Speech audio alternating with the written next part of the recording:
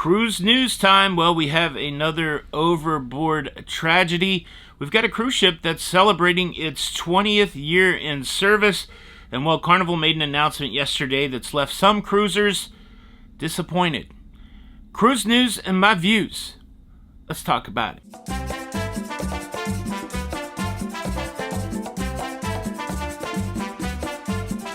Hey, what's up, everybody? Welcome to Lido, Loca.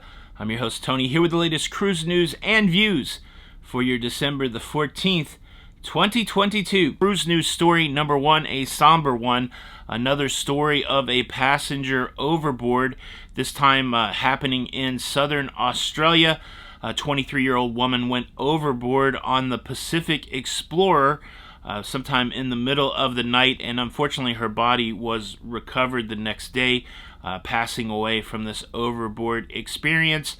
I don't know whether to cover these things or not. It's not super frequent on a cruise ship, but it does happen. It does make the news headlines, and I thought I would share it here with you.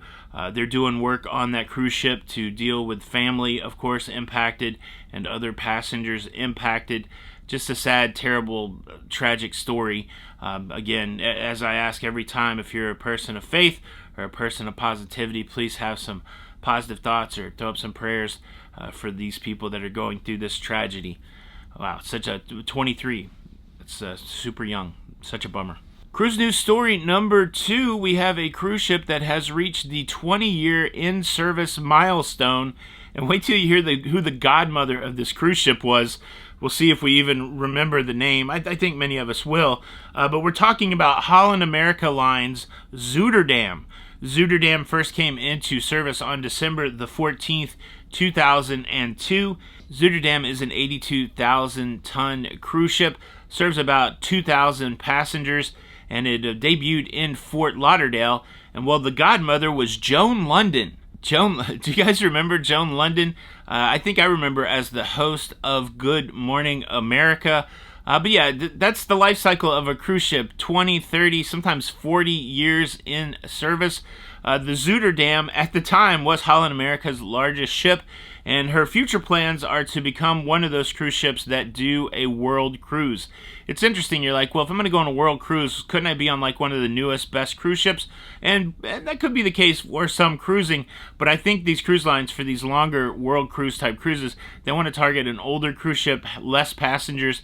You're not going to get 6,000 people doing a year-long world cruise, that kind of thing. But yeah, so congratulations, Zuiderdam, 20 years old. That's quite the accomplishment for a cruise ship in service for a major cruise line.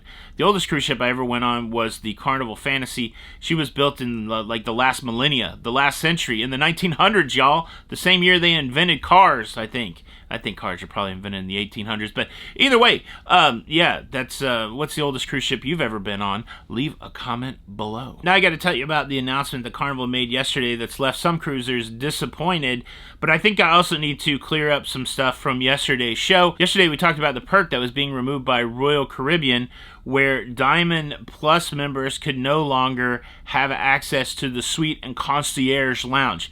Now, as a brand new Diamond, as someone who's slightly, loyal to Royal just because I've been on it a lot, I didn't know what that meant, and I'd just gotten my Diamond status, and I was excited to saunter into the Diamond Lounge, and I thought maybe I'd lost that perk, but thank you guys in the comments for helping me out. So, Diamond Lounge, that is what Diamonds have access to, but not every Royal Caribbean cruise ship has a Diamond Lounge.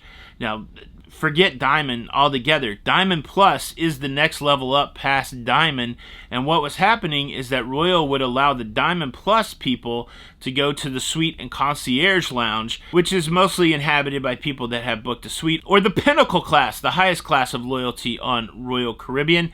And while they've made the decision because of crowding in the Suite and Concierge Lounge to no longer allow the Diamond Plus guest in there.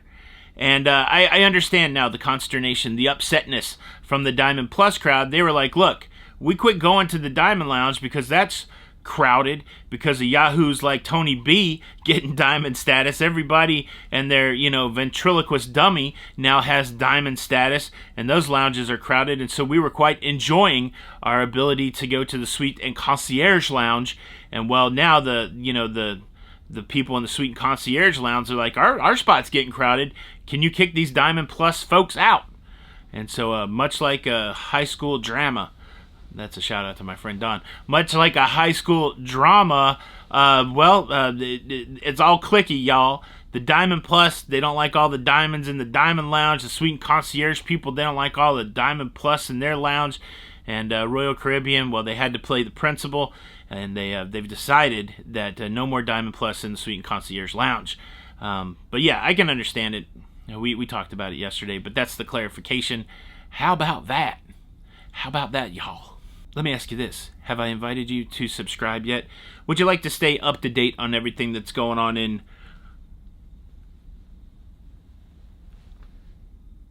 cruising? I guess I should do them both at the same time. That's not fair.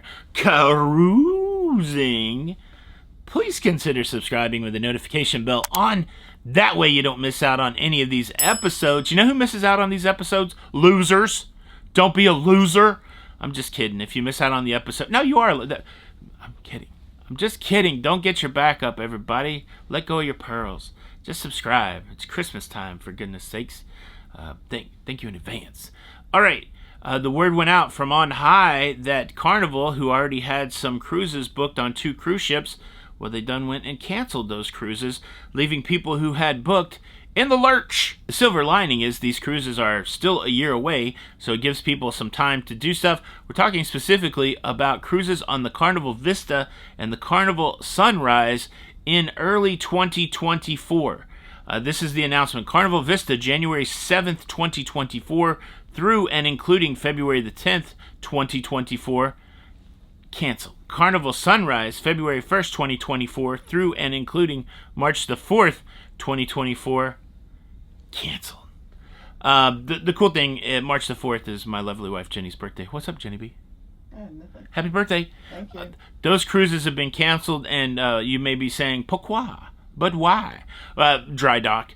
They want to do some improvements to the Carnival Vista and the Carnival Sunrise, and sometimes it works out where they have to change those schedules. But either way, people are on those ships and now they're canceled. What Carnival is doing is offering them the ability to book another cruise with a comparable room at the same time and giving them a little bit of a bonus. But if you don't like any of that, you can get your money back. There may be more to that perks package. If you are impacted, make sure you reach out to Carnival to find out specifically and exactly and directly what you're going to get. But yeah, that's a bummer. Were you canceled? Leave a comment below. And look, that surprise dry dock is only just one way that your cruise could unexpectedly change. I compiled the whole list. 13 ways your cruise could unexpectedly change. Check that out. You might be surprised. This is Tony for Lido Loca, and until the next time, we'll see you on the Lido. Bye.